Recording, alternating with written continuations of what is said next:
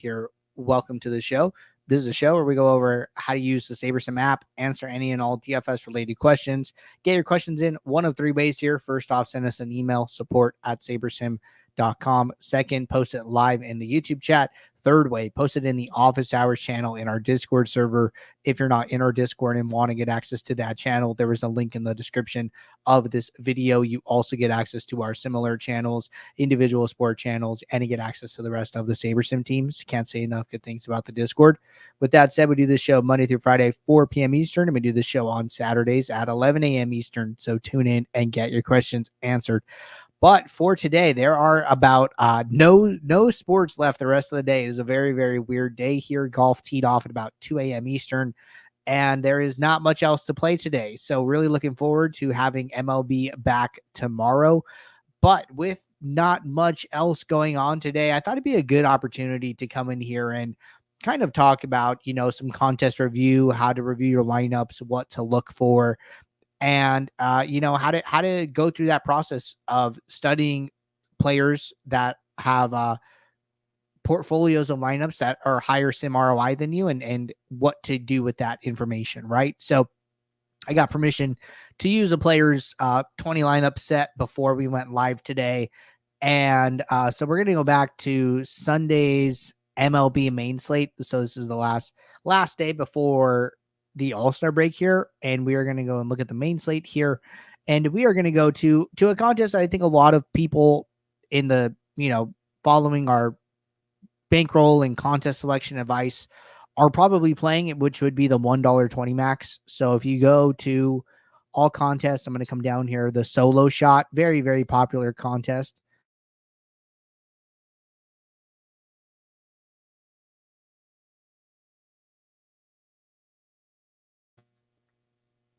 And then I am going to go over to the players column. I'm going to open that up. I'm going to go to users.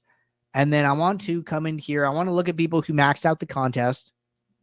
And then I want to sort by sim ROI.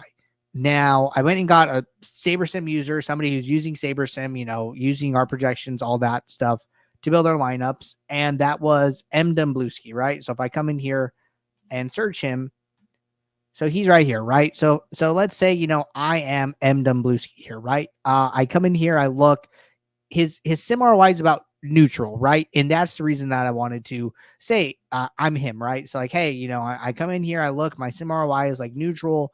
I'm coming in here and looking at like some of the best lineups or portfolios, and they're closer to like 25 to 30% sim ROI. Well, how do I go from 0% sim ROI and increase that, right? What am I looking for? How do I do that? So let's go back here and find him. And a couple of things that I'm, looking for kind of right off the bat are, is there any duplication?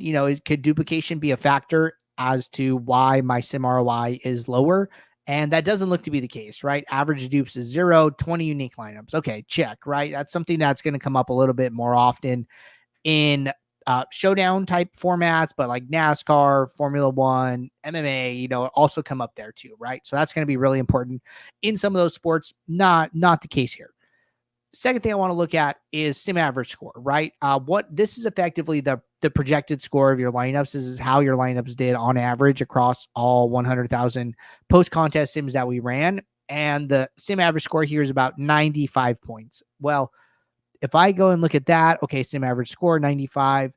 One other thing I'd probably check is just like average salary, like, okay, 49.6, still using a lot of salary here. So now I want to go back and if this is your account, if you're playing on DraftKings, your name is going to be frozen up here at the top. So it's going to make it really, really easy if your username is linked to properly do this without having to like jump back and forth. So I just have to do it for the sake of this example. But now I'm going to come in here and I'm going to look at some of like the top portfolios, right? And salaries don't look that bad. We had like 49.6. I'm seeing like 49.7, 49.7 to 49.9. I'm not taking a bunch away from that there. One thing that I'm also looking at, right? Like, okay, hey, all these players like had mostly unique lineups as well. Okay. But I think that, this is like kind of the first big takeaway for me is like the sim average score of these lineups are a lot higher, right? M. Domblewski was down at like 95 sim average score. These lineups are like 97, 98, 103, right? So that just tells me like, hey, having a projection floor is important. And, maybe I want to be more conscious of that when I'm building my lineups. And one way I would do that, right? If I wanted to be more conscious, like, okay, hey, I understand that, projected score does matter somewhat. So I want to be more aware of it when I am doing my lineup process, when I am in here diversifying, adjusting exposures, things like that. The great thing that you could do is use the calculator icon to create an aggregate metric that's going to show you this as you diversify, right? So I'm now just like running some lineups to show you guys how I would actually do that, right? And this is just one way of handling it. It's not the only way of handling it, but I think this is a good way, or at least like one of the good first ways to do it. So let's say, I come in here and I want to see what is the average projected score of my lineup. So I click the calculator and then I go to average and then I go to projected score. So then now for my 20 lineups, it's going to show me, hey, the 20 lineups that we're viewing right now, your average projected score is 98.7. Now, keep in mind, I haven't diversified at all, right? I have pretty, I'm going to have pretty concentrated exposures because I haven't started to diversify. So I still want to scroll down to the last lineup in my set of 20. And then I want to start diversifying, right? And I want to see the impact that this has on my projected score. So we go from 98.7 to 98.5. Okay. We're scrolling down here. We're going a little bit further in the pool. Okay. Lineup 23. I go to mini uniques of 4. I'm down to lineup 24. My exposures are starting to flatten out, right? My player pool is increasing. I've gone from 61 players at mini uniques of 1 to 72 players in my pool at mini uniques of 4. My projected score has gone from 98.7 to 98.3. This is fine for me, right? But I'm using these things as kind of markers, right? I'm seeing, one, how far down in my pool am I going? Well, what I would also be doing is, I would have a contest sim run, and then I would be looking at what the sim ROI of my lineups are as well. So like I could just create a contest sim and run it real quick. And that would be like another marker. So I'm using all these different data points basically to kind of help me decide when I should stop diversifying and when I maybe start sacrificing too much projection or going too far down in my pool. And where I might want to back off a little bit, right? That's going to help you to find that balance between projected score, correlation, diversification. You're trying to find a balance, but like, how do you find a balance is the $1 million question, right? And looking at all these different things are going to help you to determine that idea, right? So I'm going to go and switch to risk adjusted ROI for the lineup set that I'm using. And interesting here is that the projected scores of the highest risk adjusted ROI lineups are higher than the Saber score lineups, right? We were at like 98.7. Well, when I come to risk adjusted ROI, meaning unique of 1, I'm at 100.2, right? With 73 players already in my player pool, up from the 61.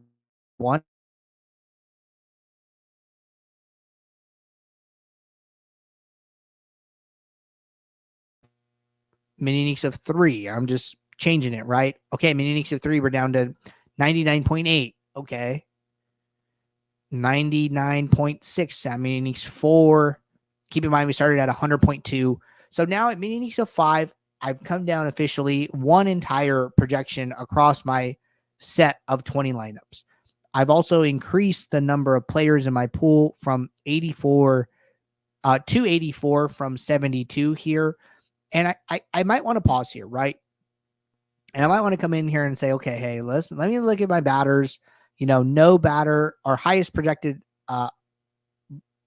exposure, our highest exposure batter is 40%, then 35, then 25. So 2 guys a little bit higher than the rest here. As far as our pitchers go, we have a 75% owned pitcher, 50% owned, and then like a 35% owned. So, we're taking a big stand on like Pepiot here at the moment. And then as far as batters, a lot of a lot of exposure on like the Pirates, Phillies, things like that. You might want to come in here and like look at some other things like, hey, okay, we're getting a lot of 5 stacks. That's good. I'm happy about that. Our overall team stack exposures are pretty flat. No one more than 35% owned as a team. Like that looks good to me, right? If I were doing this like right to left approach, like, okay, stack exposures are matching pool, team stacks look pretty flat. All that looks good. I'm kind of surprised to see so much Lawrence Butler here from Oakland. Kind of weird there. But anyways, this is like a possible point of stopping here, right? Like, hey, I understand my projections going down as I diversify. I'm still playing. My lowest lineup in my set is sim ROI 79.5. Kind of based on what I've learned from studying my lineups, this might be a good place to stop. Now, if I go from 5 mini uniques down to 6, my projected score goes down to 98.7. Not the worst. My players in my player pool went from 84 to 90, so we're getting more spread out. My pitcher exposure goes down from highest from 75 down to 65, which is like 2x this player's ownership. This might be okay too, right? This is kind of the point where the projection went down another 0.5, but maybe you're somebody who's okay with that, right? Maybe you're like, what, these leverages are still too high for me. I really don't want to be this high leveraged on any pitcher or batter or something like that. I'd rather, take that 0.5 decrease and go one diversification further. That's okay, right? Some people are like, hey, I'm good at that 5 level. Or you could even be like, what, I'm sacrificing too much projection here. I want to go a little bit higher. I'd rather go up to like 99.6 from like 99.27 or whatever we were at, and be a little bit more concentrated. That's okay too. It's really going to come down to your risk tolerance, what type of player you are, how comfortable you are with taking some big stands. For me, that 5 level is like a nice balance. I think 6 is okay. Let's see like what 7 looks like, right? We go down to 7, we're looking at a average projection of 97.2.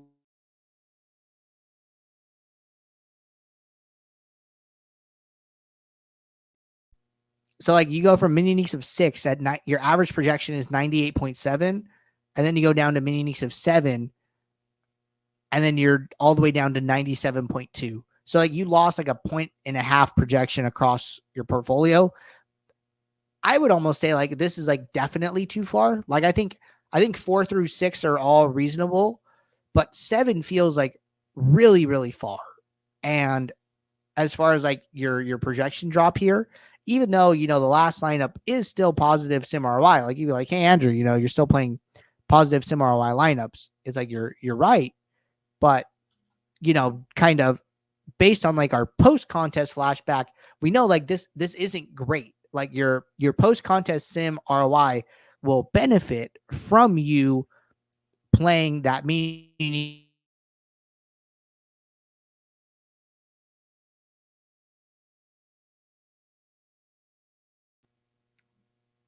We're still playing, pretty sim ROI lineups overall. So like those are the things that I would be thinking about.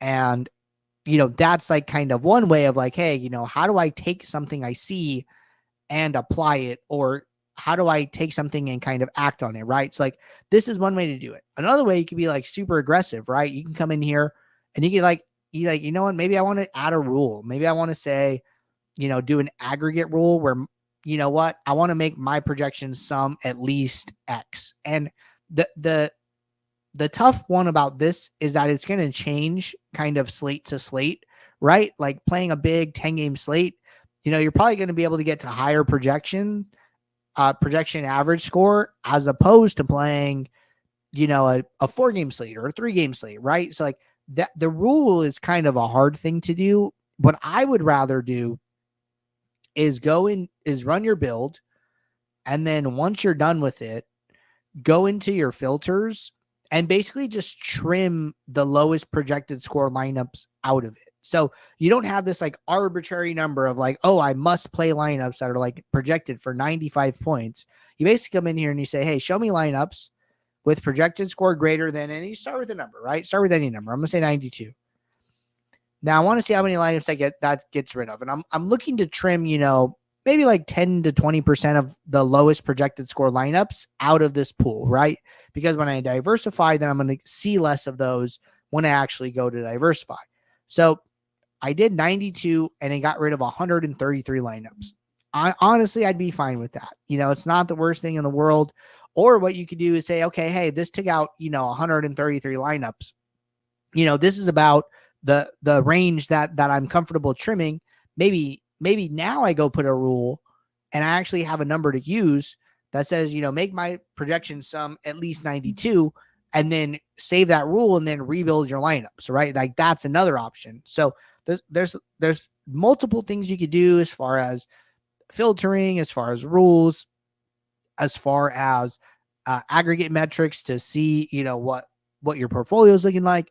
But like this is kind of what I would be trying to do, some of the things I would be looking at as I try to get better. So hope that helps you guys out in your contest flashback review here. I think that, there's a lot of different ways to review. You're going to find a lot of different findings as you continue to do that. This might be something that we do more here in the future, but I thought that this is a good, kind of intro to it. And hopefully that gives you guys some useful takeaways for your future slates here. But with that said, not seeing any questions in the Discord or the YouTube chat. So appreciate you guys tuning in. I will be back here tomorrow, 4 p.m. Eastern for our next show. Baseball will return, so we should have plenty to talk about. But until then, everybody, take care. Good luck. I'll see you all. Thanks. Bye.